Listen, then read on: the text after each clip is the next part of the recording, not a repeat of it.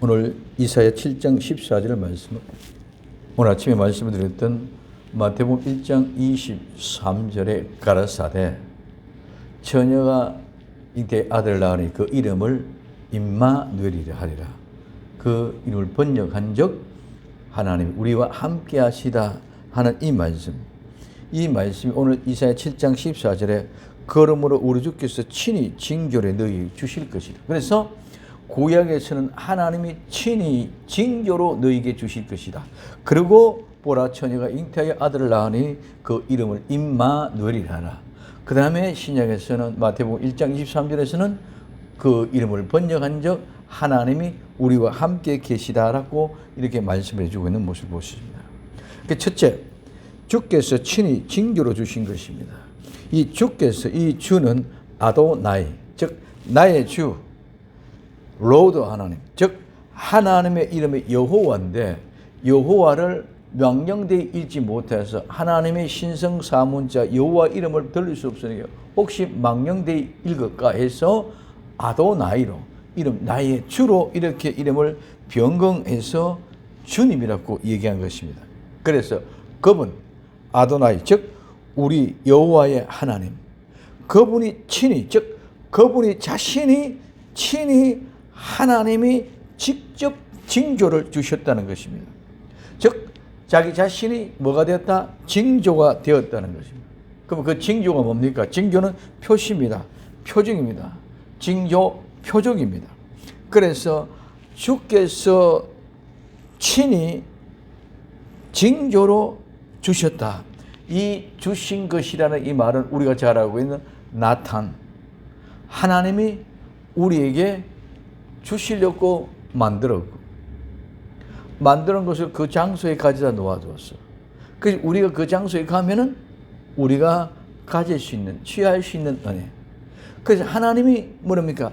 하나님이 친히 자기 자신이 스스로가 우리에게 표시, 징조로 나타내셨는데, 그래서 징조로 우리에게 주신 것이에요. 그렇기 때문에 우리는 친히 징조로 주신 그분이 내게 임하시면 나는 저절로 그 은혜와 복을 받게 될 줄로 믿습니다. 하나님이 가시는 곳.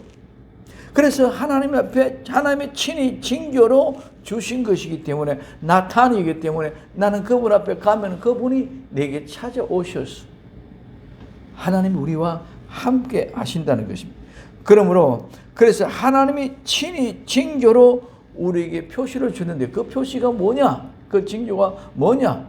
그러면 그 징조를 아는 사람은 우리가 취할 수 있고 가질 수 있게 될 줄로 믿습니다. 두 번째, 처녀가 잉태하여 아들을 낳을 것이다. 하나님이 친히 징조로 우리에게 주었는데 그 징조가 표징이 뭐냐? 처녀가 잉태하여 아들을 낳는다는 거예요. 이 처녀는, 구약의 처녀는 이 처녀, 결혼 정령기에 있는 젊은 여자인데 이 처녀는 감추다, 숨기다는 말에서 유래되어서 이 처녀의 특징은 처녀성을 가지고 있다는 것입니다. 그런데 이 처녀가 잉태하여 아들을 낳겠다는 것입니다. 아침에도 말씀드렸습니다. 처녀는 절대로 잉태할 수 없습니다. 처녀가 어떻게 아이를 낳을 수 있습니까? 있을 수 없는 거죠. 그런데 하나님이 친히 징조로 보여주겠는데 처녀가 잉태하여 아들을 낳겠다. 이게 하나님이 우리에게 보여주는 징조라고. 그래서 우리는 하나님이 우리에게 이런 징조를 보여주는데 그때까지 기다리는 시간이 600년이라는 세월이 흘러왔어. 이제 예수님이 이 땅에 오셔서 친히 징조로 처녀에게 아들을 낳는 은혜를 주신 줄 믿으시기 바랍니다. 그렇기 때문에 그 당시에는 이게 믿을 수 없고 이해가 될 수 없고 받아들일 수가 없을 것입니다. 그래서 참 선지자와 거짓 선지자는 말씀드렸습니다. 참 선지자는 이 말씀이 하나님께로부터 왔기 때문에 사람들이 믿든 믿지 않든 돌팔매질을 하든 핍박을 하든 박해를 하든 하나님의 제게 주신 메시지이기 때문에 전한다는 거죠. 그러나 거짓 선지자들은 사람의 이해가 되지 않는 말은 전하지 않습니다. 빼버립니다. 자기 자신이 계획에 준비해서 전했기 때문에 하나님께로부터 받은 것이 아니기 때문에, 그래서 그들은 어렵고 힘이 들면 피해가 도망간다. 왜? 양도 내 양떼가 아니고 그저 나는 직업적으로 사건이기 때문에 내 사람이 많아지면 거기만 찾아간다는 것이죠. 이와 같이 하나님의 선지자들이 하신 말씀을 이루게 하시렸다. 하나님은 반드시 이루신다. 그래서 이 말씀이 처녀가 잉태하여 아들을 낳겠다고 하는 이 말씀인데, 그래서 이 임마누엘이라 하리라, 아들을 낳아놓고 임마누엘이라 하리라, 하나님이 우리와 함께 계신다는 정표로 우리에게 주셨습니다. 그래서 처녀는 교회를 상징한다고 말했습니다. 교회, 처녀는 감추어진 비밀입니다. 그래서 처녀는 감추어진 비밀이고 숨겨진 비밀입니다. 하나님의 사람은, 참된 교회는 숨겨져 있고 비밀인 줄 믿으시기 바랍니다. 아무나 똑같은 교회 모습이 아니다. 그래서 하나님이 친히 직접 누구에게? 그 처녀에게 아들을 낳게 한다. 이 사실을 하나님이 통보해 주신 그 사람만 알기 때문에 다른 사람은 아무도 모른다는 거예요. 자, 마리아도 자기 몸에서 예수님이 날 것 상상도 못합니다. 이해가 안 됩니다. 어떻게 내가 그런 일이 있겠습니까? 나는 사내를 모르는데. 그런데 성령께서 그에게 임하셔서 아들을 낳겠고 이름을 예수를 하라. 그렇기 때문에 이 음성을 듣는 마리아에게 믿음으로 알게 되죠. 그래서 마리아는 하나님이 숨겨놓고 감춰놓았던 처녀, 숨겨놓고 감춰놓았던 교회, 이 마리아도 모든 사람과 여자와 다 똑같은 처녀와 똑같은 처녀입니다. 그럼에도 불구하고 하나님이 마리아에게 찾아가서 주의 사자가 얘기합니다. 잉태의 아들을 낳는. 그래서 이게 친히 하나님이 직접 징조를 주신 것이다. 그렇기 때문에 처녀가 아들을 낳는데 그 아들이 하나님이 직접 누구의 몸에? 마리아의 몸에 오시는 이것이 징조다는 거죠. 그렇기 때문에 그 은혜를 모르는 사람은, 아무도 모르는 사람은 그건 이해가 안 되는 소리야. 하나님이 숨겨놓고 비밀스럽게 감춰놓은 사람만이 찾아가서 그 얘기를 하니까 그게 깨달아지는. 그래서 우리는 그냥 일반적인 교회를 가지고 이름만 붙였다고는 교회는 것이 아니라, 그래서 우리는 그 처녀들은 순결한 처녀, 처녀성을 가지고 있는 처녀, 아름다운 정결과 고귀한 처녀, 그 사람들에게만 하나님이 그에게 찾아갔다는 것입니다. 그러면 오늘 이와 같이 순결한 그 처녀에게 하나님이 찾아가서 네가 아들을 낳겠다. 그래서 요한계시록 14장 4절에서 이 사람들은 여자로 더불어 더럽히지 아니하고 정결한 자라, 어린 양이 어디로 인도하든지 따라가는 자며 사랑 가운데 구속을 받아 처음 익은 열매로 하나님과 어린 양에게 속한 자들라고 얘기했습니다. 마리아에게 예수님이 잉태될 것을 아무도 모릅니다. 마리아 자신도 모르고 누구도 모릅니다. 그런데 하나님이 찾아가셔서 마리아에게 이야기합니다. 성령을 통해서 잉태했다는 말씀을 듣고 알았습니다. 이렇게 감춰두고 숨겨준 사람이 처녀요 참된 교회인 줄 믿으시길 바랍니다.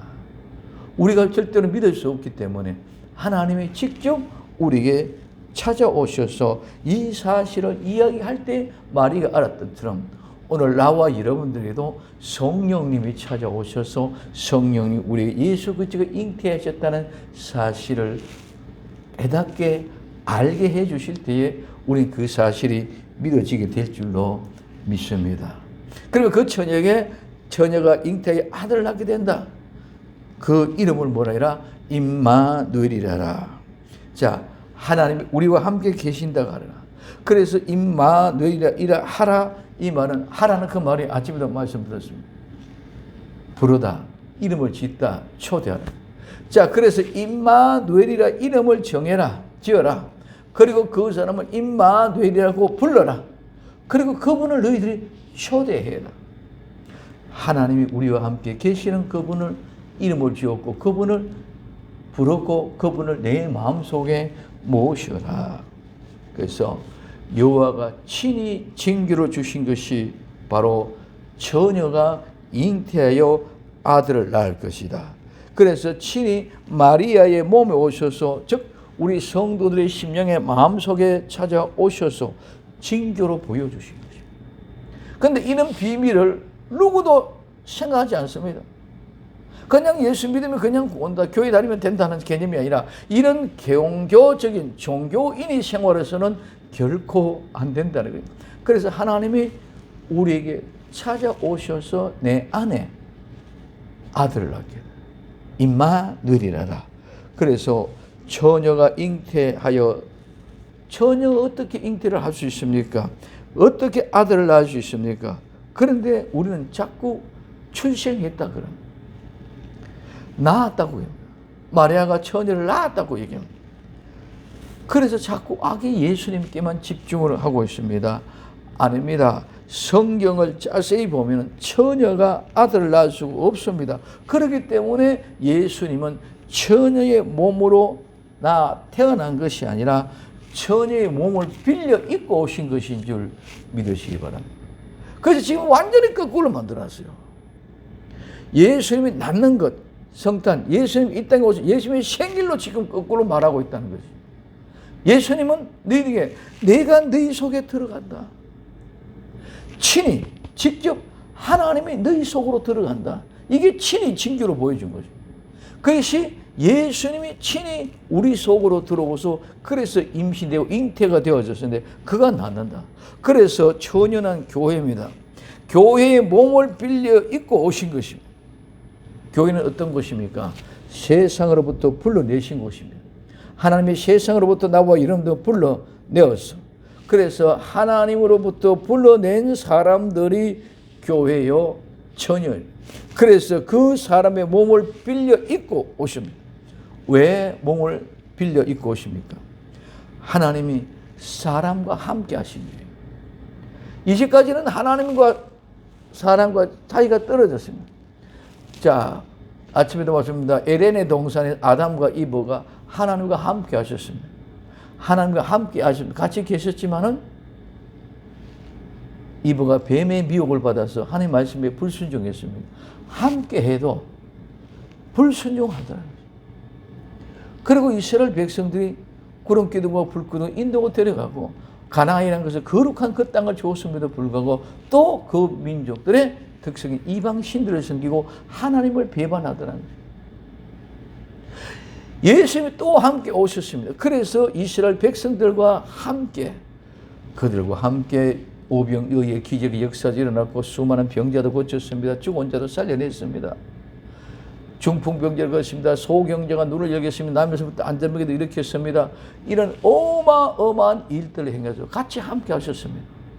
그래도 또 세상에 제사장과 바리새인과 서기관들의 미혹을 받아서 그들을 통해서 예수님이 십자가에 못 박아 죽었습니다. 하나님이 계속 함께하기를 원합니다.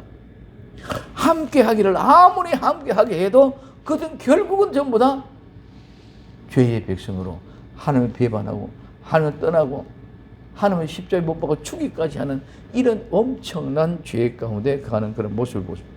그래서 하나님이 함께 하셨어도 하나님은 아무리 나랑 함께하자 해도 다 이렇게 떠나가요.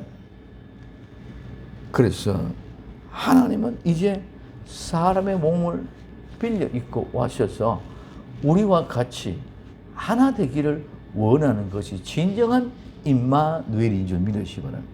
그러면 이제는 임마누엘이면 하나님의 임마누엘이면 이제는 에덴의 동산에도 임마누엘이 했고 구약의 이스라엘 백성들에도 임마누엘이 했고 신약의 이스라엘 백성에게도 임마누엘이 했고 복음을 전파해서 마지막 때 똑같이 이와 같은 모습. 그런데 하나님이 이제는 그런 모든 것들을 이제 배우고 진짜 친히 내 백성들, 이 모든 백성 전부 다 이스라엘 백성들이고 오늘 에덴 동산의 아담과 이브고 전부 다 하나님의 택한 백성들이 모습이었습니다. 그래서 이 유대인들은, 이스라엘 백성들은 자기들은 하나님의 선택된 택한 백성이고 이방 민족은 전혀 상관없어서, 그래서 이방인들을 괴 취급을 했다는 것이죠. 그런들도 하나님을 배반하고 떠났다는 거예요. 그래서 에덴의 동산에 쫓겨나서 죽음이 오게 됐고, 그래서 이스라엘 백성들은 망하고 멸망의 나라가 없어졌고 온 세상에 디아스포라로 쫓겨났습니다. 그리고 예수님 오셔서 예수님 십자가에 못 박고 죽이고 온 세상의 세계 전박이 다 포로되고 쫓겨나는 그런 어마어마한 비참한 일들이 일어나게 되어졌습니다. 그래서 이제는 하나님이 자기의 택한 백성들을 수도 없이 함께 했지만 모두가 결과적으로 이래 되니까 이제는 안 되겠다. 내가 너희들이 안에 들어갈게. 내가 너희 안에 들어갈게. 그래 처녀의 몸을 빌려 입고 내 안에 오셔서, 내 안에 오셔서 그것이 예수님이 내 안에. 그러면 예수님이 내 안에, 나는 예수님 안에 모두가 안에 되었기 때문에 하나가 되어. 예수님이 in us, 우리 안에 들었고 우리는 in Christ, 예수 그리스도 안으로 들어가서 하나가 되게 하는 역사. 이렇기 때문에 이제는 하나가 되어버리기 때문에 이제는 영원히 떠날 수 없는 줄 믿으시기 바랍니다. 배반할 수가 없어. 배반할 수가 없어. 내 안에 예수님 계시니, 또 나는 예수님 안에 들어갔으니 하나가 되었어. 그러면 똑같은 예수가 같은 사람이 되었어. 그래서 하나님의 아들 독생자 예수 그리스도가 오늘 우리가 예수가 때문에 함께 되시, 우리도 예수님처럼 하나님의 아들이 되는 줄 믿으시기 바랍니다. 이게 왕의 자손, 왕의 후손이라고 얘기하는 것입니다. 그래서 이제는 하나가 되기 때문에 절대로 떠날 수 없어. 그래서 진정 마지막에 임마누엘의 결과는 에덴의 동산에서도 함께 했는데 아니더라. 이스라엘 백성들과도 함께 했는데 아니더라. 예수님 오셔서 이스라엘 백성들과 더불어 함께 했음에도 아니더라. 이제는 그럴 수 없다. 내가 너희들 안에 들어갈게. 그래서 너희 안에 들어가서 너희가 내가 함께 하나가 되어서 절대로 분리될 수 없고 나눠질 수 없도록 영원한 세계로 인도함을 받을 수 있도록 하자. 배반할 수 없도록 영원히 같이 함께 할 수 있도록. 원래 그것이 하나님의 진솔한 마음이신 줄 믿으시길 바랍니다. 하나님은 우리와 떨어지기를 원하지 않다며. 그래서 에덴 동산들 그렇게 만들어 주심에도 불구하고 그렇게 불순종하고 배반하고 결국은 죽음을 찾아왔다. 그러니 이제는 그렇지 말자. 너와 나와 함께 영원히 하자 하고 예수님 우리 안에 들어와 주셨습니다. 그래서 내가 예수님 안에 거하는 사람, 예수님이 내 안에 거하는 사람, 이제는 영원히 분리될 수 없습니다. 그래서 그 사람들이 영원히 천국이라는 것이 예수님과 하나 돼서 이제는 절대로 떨어지고 변하지 않는 그런 아름다운 왕국, 절대적인 원래 하나님이 꿈꾸고 계획이고 설계하셨던 하나님이 이루어지고 원했던 그 에덴의 동산처럼 죄 없는 영원한 아름다움. 이젠 두 번 다시 그 나라가 파괴되면 되지 않습니다. 그렇기 때문에 파괴되지 않도록 예수님이 내 안에, 내가 예수님 안에 함께 하나 되는 그 역사를 이루는 것이 임마누엘의 비밀입니다. 그래서 마지막에 임마누엘은 하나님이 내 안에, 내가 하나님 안에 있는 것입니다. 그렇기 때문에 하나님은 그냥 우리와 함께 놀다가 기분 나쁘면 떠나가 버리고 기분 나쁘면 싸우고 배반하고 떠나는 그런 하나님, 그런 예수님이 아니다는 것입니다.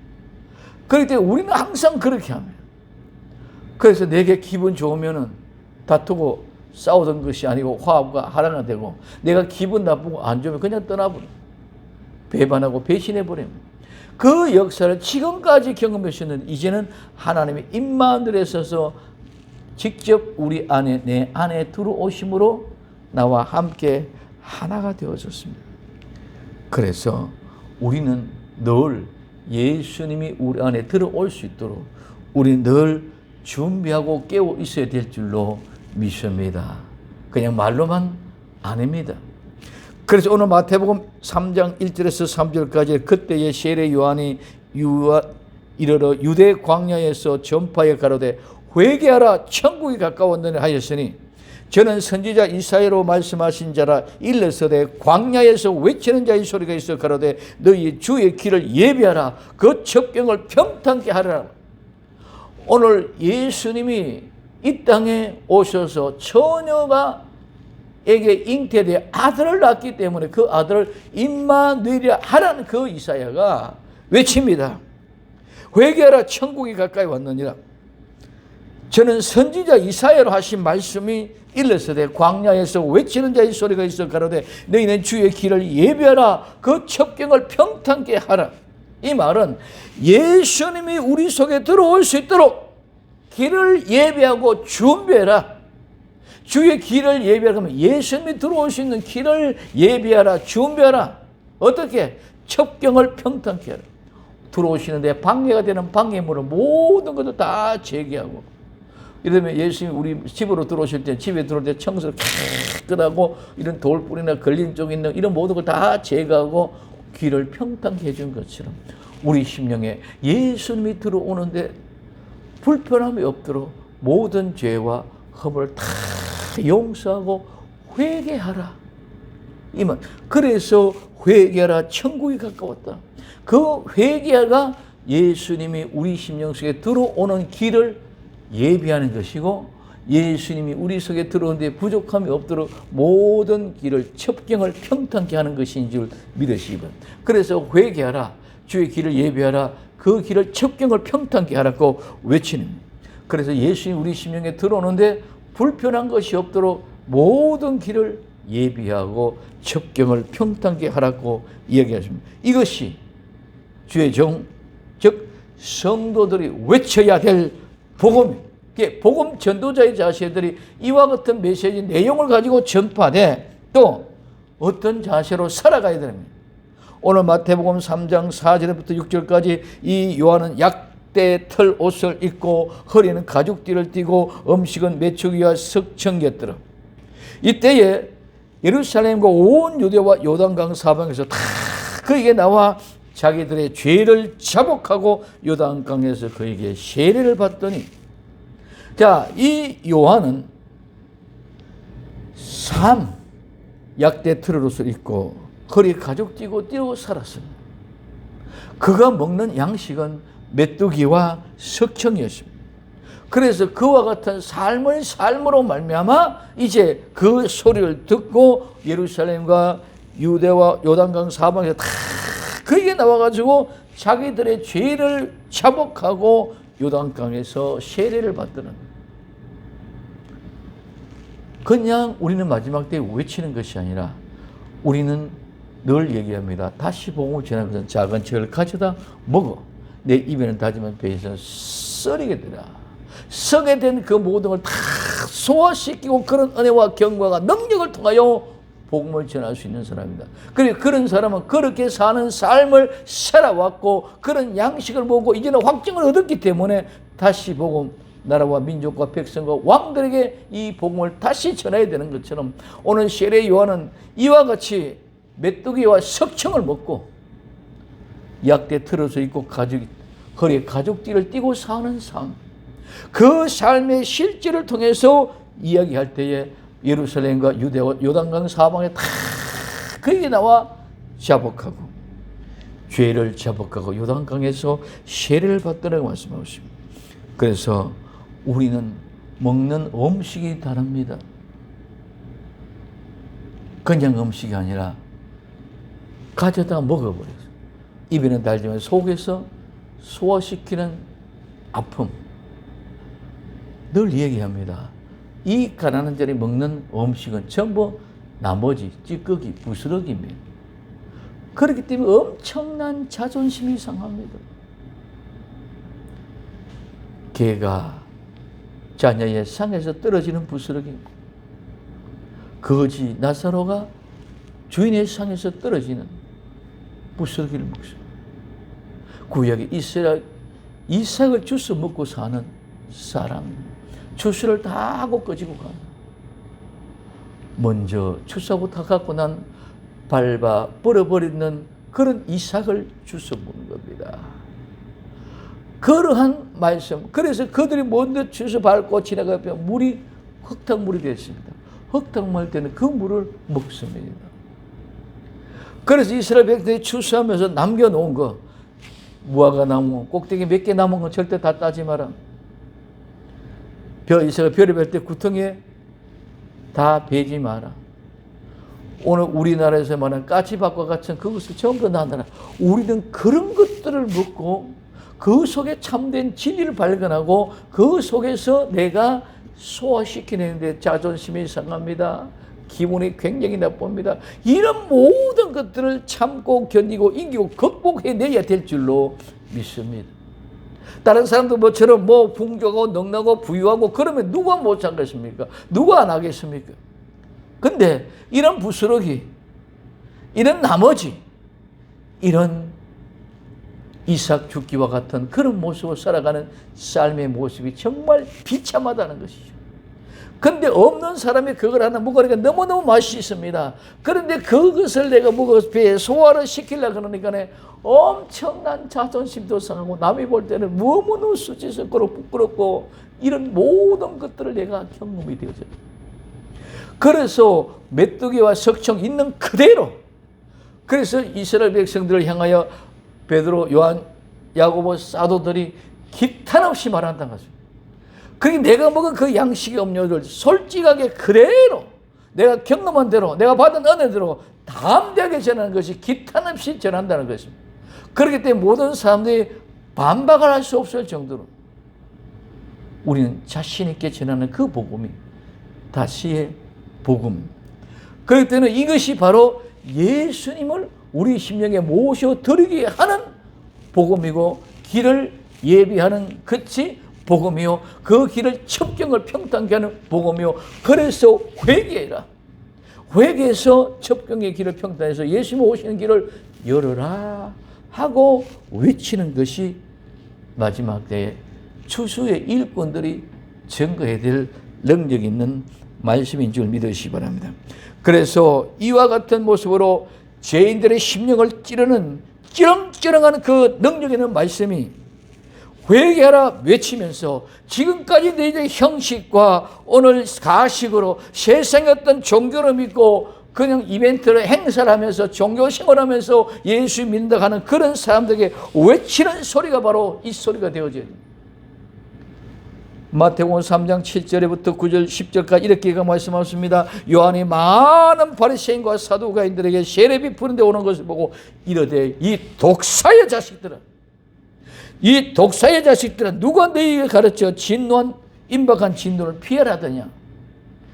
세례 요한 그가 외치는 소리 속에는 바리새인, 오늘 사두개인, 이런 많은 지식인들이 세상의 지도자라고 하는 사람들이 오늘 말하면 교회에 큰 부흥하는 아름다운 목소리 있는 그런 교회의 모든 성도가 사람들이 몰려오는 걸 보고 이 독사의 자식들에게, 이게 우리는 그냥 세례 요한이 밖에서 약대 트롯을 입고 거기에 가죽띠를 띠고 메뚜기와 석청을 먹었습니다. 우린 작은 척을 먹고 입에서 소화시켜냈습니다. 그렇기 때문에 그 자신 속에서 솔직한 소리를 담대하게 바로 전할 때에 그들이 반박할 수 없는 소리.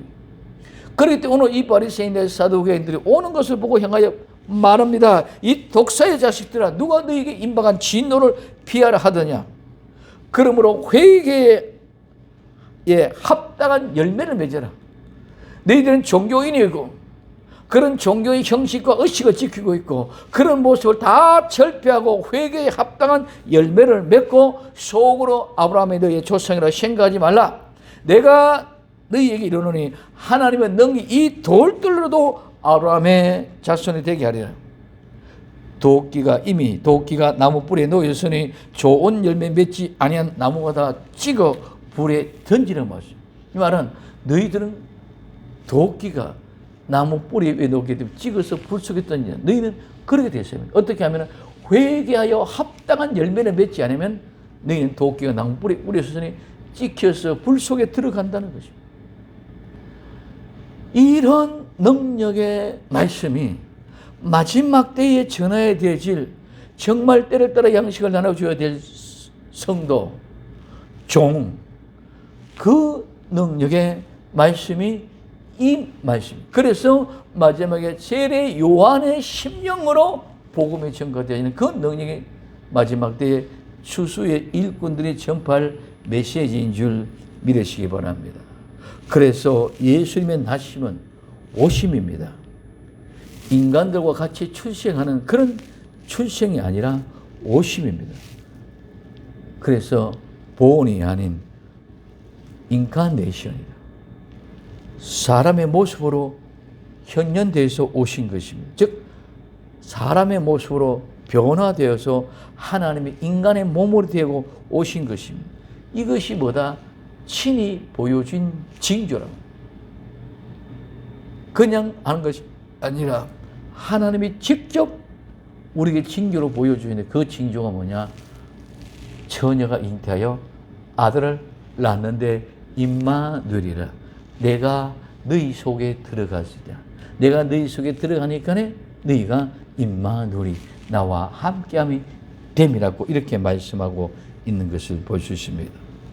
그래서 교회는, 성도는 하나님의 세상에 불러낸 사람, 세상에서 불러낸 사람, 예수님 만난 사람들이 누굽니까? 당시에 예수님을 만나게 하시려고 하나님이 성령님이 찾아가셔서 누구에게 말했습니까? 요셉에게. 데려오기를 두려워하지 말라. 저에게 잉태한 것은 성령으로 잉태된 것이라. 요셉은 그 소리를 듣고 마리아를 데리고 왔습니다. 마리아에게는 아들이 나으리라 소리를 듣고 믿었습니다. 들에서 양떼를 짓고 있던 목자들이 주의 사자가 잉태하여 네가 가서 마국 안에 구유에 놓인 예수를 볼 것이다 소리를 듣고 가서 보았습니다. 이 하나님의 음성 듣고 세미한 등에서 그들에게 예수님이 잉태된 아름다운 소식을 듣는 사람은 다 예수님을 모시고 영접하게 될 줄로 믿습니다. 그래서 그 소리를 듣고 이제는 동방의 박사들은, 현자들은 그 영광을, 그 별을 보고 주의 종을 보고 찾아가서 예수님을 만나게 될 줄로 믿습니다. 이것이 바로 하나님이 우리에게 찾아오셔서 이야기한 요셉과 마리아, 동방의 박사, 들의 목자들.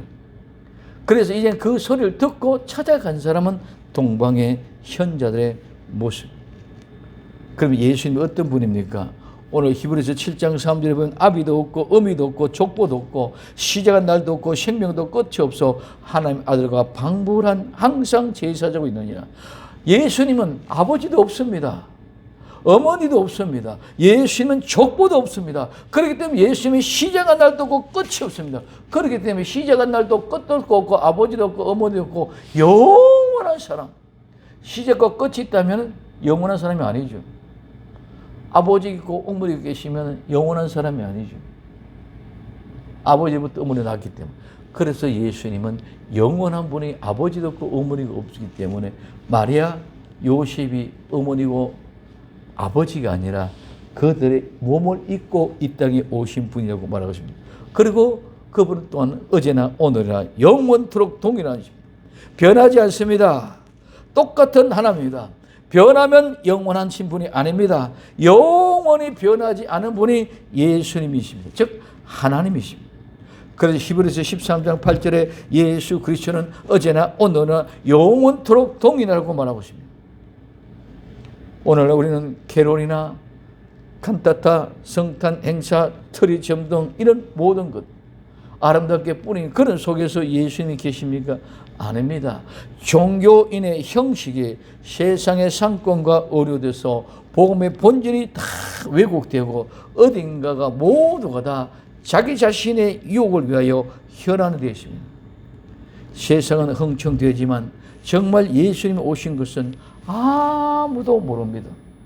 예수님이 찾아온 그 사람들에게만 믿은 예수님을 영접하게 되어졌다는 것입니다. 그러므로 당시의 베들레헴, 예루살렘도 마찬가지입니다. 인구 조사를 위해 다 불러 모았습니다. 그래서 고향에 와서 오랜만에 만났으니까 흥청망청하고 오랜만에 친구들과 함께 모여서 외지에 나가 있던 사람 다 들어와서 같이 이렇게 흥청하고 흥이 돋고 있었어요. 그때. 그렇기 때문에 예수님을 몰랐습니다.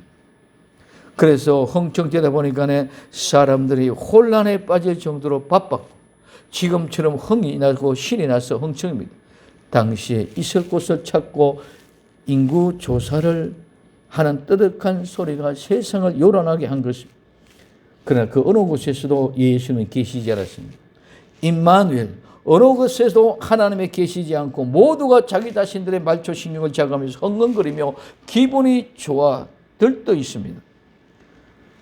예수님과 전혀 상관없는 그러한 일을 하면서도 예수님의 생일이라고 축배를 듭니다.